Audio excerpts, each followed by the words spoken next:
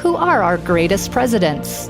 What lessons can the modern-day business leader learn from our 46 chiefs of state?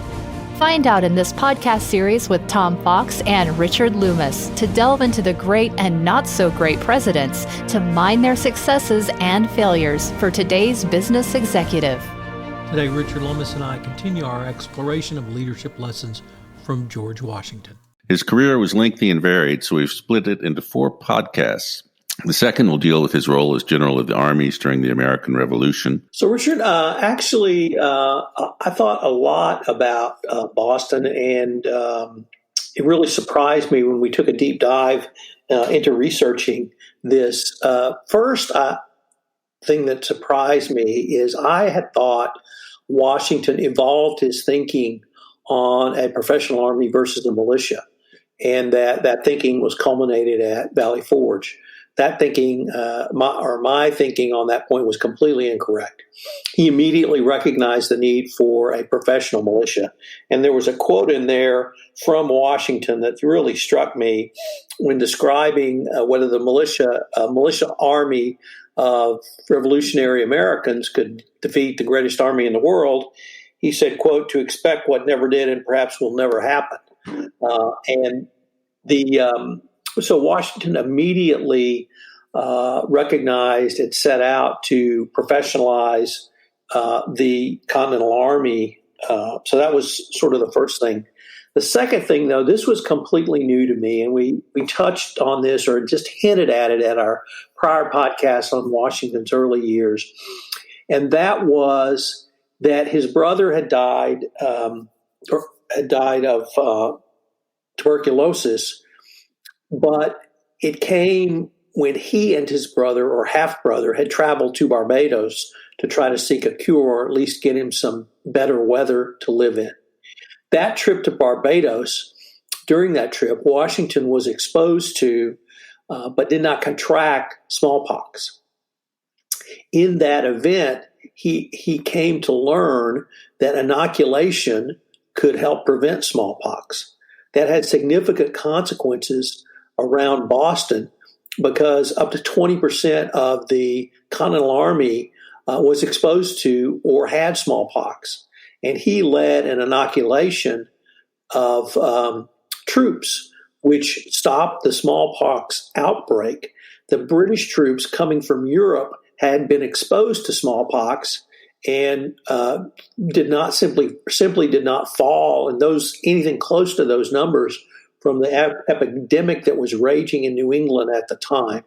And I was completely unaware of that. I was completely unaware of the inoculation campaign.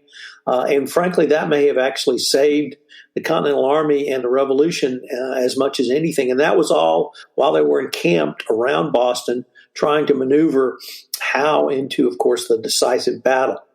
That never happened. Here, Washington wanted to fight a set-piece European battle against the greatest army in the world, and I think it would have only been disaster unless they somehow could have recreated Breed's Hill or Bunker Hill, where the British marched up in formation and were largely slaughtered, even if they won a tactical victory. I think Howe learned his lesson there. But the thing that struck me here, Richard, was that Washington submitted battle plans for, frankly, a direct attack on Howe's lines, and it was rejected. And he repeatedly did that, and that was rejected multiple times, and he accepted that, and that was part of his success was submission to authority. So he did get Howe out of Boston, and it really wasn't, I would say, maneuver, but it was cutting off Howe from any sort of exit strategy from the city. And so he utilized the only exit strategy he had, which, of course, was the port of Boston, which he still controlled before any sort of effective blockade was put into effect. So I had a new appreciation for some of the things of Washington. Also, I really thought that military ability and was a skillful tactical win, even if it did allow Howe to run away to fight another day. He did get Howe out of Boston, So that probably, as much as anything, gave a boost to the early Continental Congress and the early Continental Army, if once again Howe did come back to bite him in the ass in New York. Well, yes, Howe did get a significant measure of revenge in New York, which we'll get to shortly. But I thought there were several things about Boston. One, his desire to engage in a set piece battle when his army was not even close to ready for that, I thought showed his aggressive nature. But he had, even this early in the war, selected a group of trusted lieutenants, including Alexander Hamilton, Henry Knox, Horatio Gates, Charles Lee, whose advice he would listen to. One thing he would not tolerate was criticism in public of his superior. And he eventually had a falling out with several of these guys over that issue. But he was perfectly willing to listen to and accept criticism in the context of a council of war.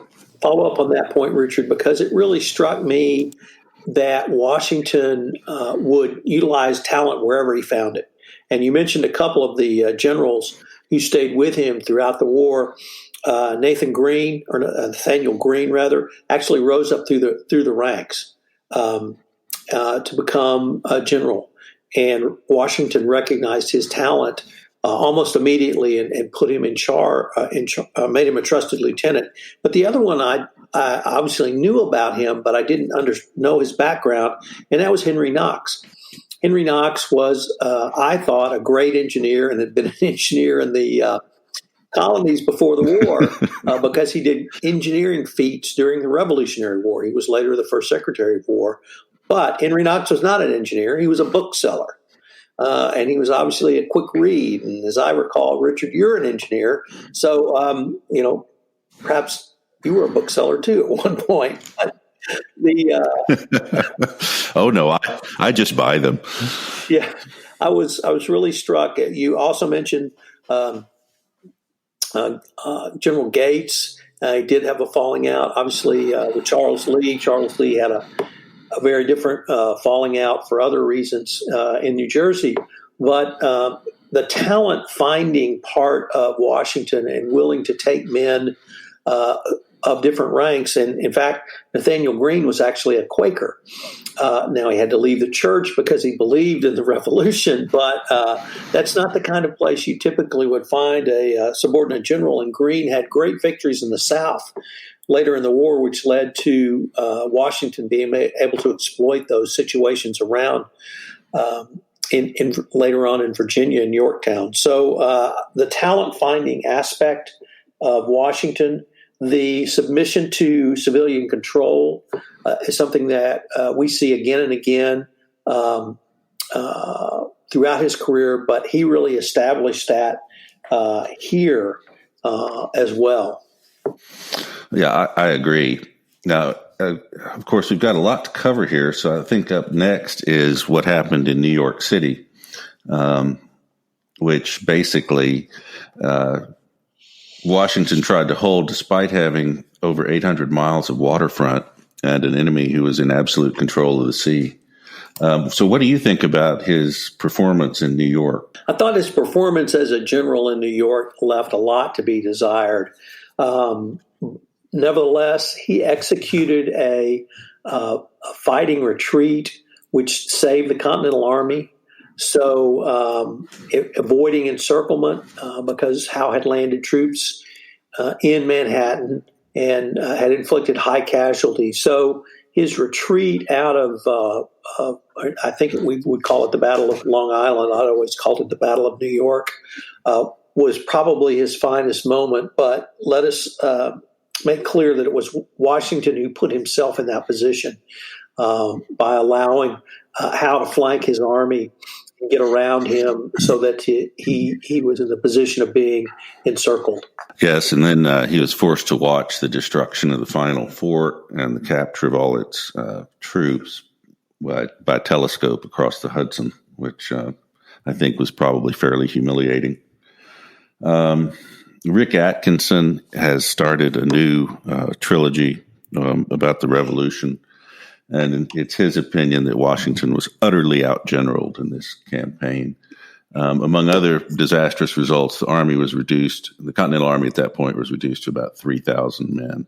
But following that, we have the winter in Valley Forge, and then the battles of Trenton and Princeton. And he just rebounded in a fantastic way there. Absolutely. The battles of Princeton and Trenton, are celebrated today. But in my research, or the research we did for this podcast, it struck me that the celebrations we have today are well-founded in terms of what that did for the psychology of the American Revolution. And that if there had been a continued series of losses, support for the revolution may have dwindled out in the colonies. But those two victories really, I think, turned around in many ways and saved the revolution. We had several of those points during the Revolutionary War, but these struck me as really standout moments psychologically for the revolution. The Valley Forge, of course, I think story is well known, but here we had Washington. This is where I thought Washington had come to realize he had to have a professional army. And once again, I was incorrect on that. This is where he professionalized his army. And he brought in top-notch Europeans who trained his army, who were under great stress. We've talked about, we've had podcasts around cold winter work, going to the Antarctic, going to the Arctic, and it was absolutely miserable conditions. I think the worst winter in 50 years. And yet he drilled and drilled and drilled his troops to turn them into a professional fighting force. And I think that was one of his seminal moments. I agree. One thing that I had not appreciated was the narrowness of the escape. The Christmas victory over the Hessians, I'd always heard they were drunk and not paying attention. None of that's true. It was actually quite a brisk firefight that was not handled incompetently by the Hessians, but they were routed. After that, the enlistments of his men almost all expired on December 31st, and he had to beg them to stay on. In fact, at one point, he promised a group of soldiers $10 if they would stay on for 6 weeks. But when they drumbeat for the volunteers, not a man stepped forward. And he had to basically beg them to stay with him, which they finally did. And at the end of that couple of days, he had an army back up to 7,000 men, still outnumbered by the British regulars in the battles of Princeton and Trenton. But it was a reasonable ratio. The other thing that I had forgotten about, if I ever knew it, was it was another instance where Washington put himself in the middle of the battle on his white horse, and the entire revolution could have ended right then. It was arguably reckless, but it turned the tide of the battle. That's a great point, Richard. That's some of the leadership and personal courage I think we saw at the massacre. And I think he just, I'm not sure I agree that he felt like he was invincible, but he certainly had personal courage. And at a time when it was needed, he seemed to sense that. And some of that, you also spoke about his basically appeal to the men. That to me was another part of his personal courage, that he would lay himself on the line either to his men directly or on the field of battle. And that's a part of the leadership skill, I think, of George Washington. One of the other things that struck me about these battles was the initial battle in Princeton was largely an artillery battle. And it's where Henry Knox, who was in charge of the artillery, really showed what he had done in the way of training. And they basically outfought the British artillery and enabled them to retreat. Actually, retreat's not really right. The Atkinson says, inspiration is rare enough in the tumult of battle and genius rarer still. But as Washington listened to his lieutenants discussing their predicament, he abruptly saw with preternatural clarity a stratagem as bold as crossing the Delaware. The Army would pivot east, loop into Cornwallis's rear, and then march north, which is exactly what they did. Absolutely stunning Cornwallis. The other battle kind of in this series, Richard, that I had some familiarity with, but wanted to revisit a little bit was Monmouth. And Charles Lee had been one of Washington's trusted lieutenants up until this battle. And in this battle, Lee had moved without Washington's knowledge and made an attack on the British. And Lee did not display great personal courage. Lee fled the battlefield ahead of his men, and that was something Washington could not tolerate. And as I recall, he relieved Lee on the battlefield. And I thought that was, once again, a key decisive moment in leadership where someone who had been with him, someone he obviously trusted up until this point, but when it was not just a failure, it was not just a loss, it was fleeing from the battlefield far ahead of his men. That was not something that Washington could tolerate, and he made a change immediately. He could be extraordinarily decisive. In fact, he usually was.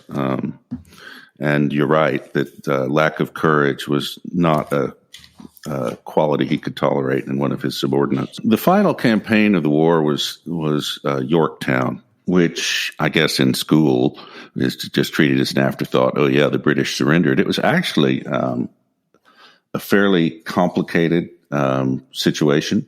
And I think it again shows Washington's leadership in a very good light. I know you have some thoughts about that as well. So, yes, it was an extraordinarily intricate campaign. And if people ever wonder where the U.S. military ever came up with land, air, and sea, they could look to the campaign which led to Yorktown to see that. I guess we should leave air out. But it started really with the battles in the South and Nathaniel Greene leading the army and defeating, I believe, General Gates, the British general in the South, which led Cornwallis to have to flee the South, or at least retreat from the South, and up to Virginia, where he was going to restock. He put himself in the Virginia Peninsula, with the peninsula tip being Yorktown. Obviously, Washington moved in to try to cut him off, but he did so only with the help of the French. And it was indeed the French naval blockade which I think forced Cornwallis's hand. So you're right. We had a lot going on. We had a lot of interaction of U.S. and international forces, in domestic and foreign, in this battle, a coordination that we had not seen probably anywhere in the globe prior to that time with international forces. And a couple of things struck me, one specifically struck me about his relationship with the French General Rochambeau. I'm sure I butchered that. Washington basically ceded command to him because he was a much superior and senior general. Rochambeau declined that so that they were co-generals and equals, but he deferred to Rochambeau's strategy in many ways. And that strategy of siege, coupled with a naval blockade, led to Cornwallis's surrender. There was skirmishing, there was fighting. I think Alexander Hamilton became very well known for showing incredible personal courage on the front lines around Yorktown is one that comes to mind.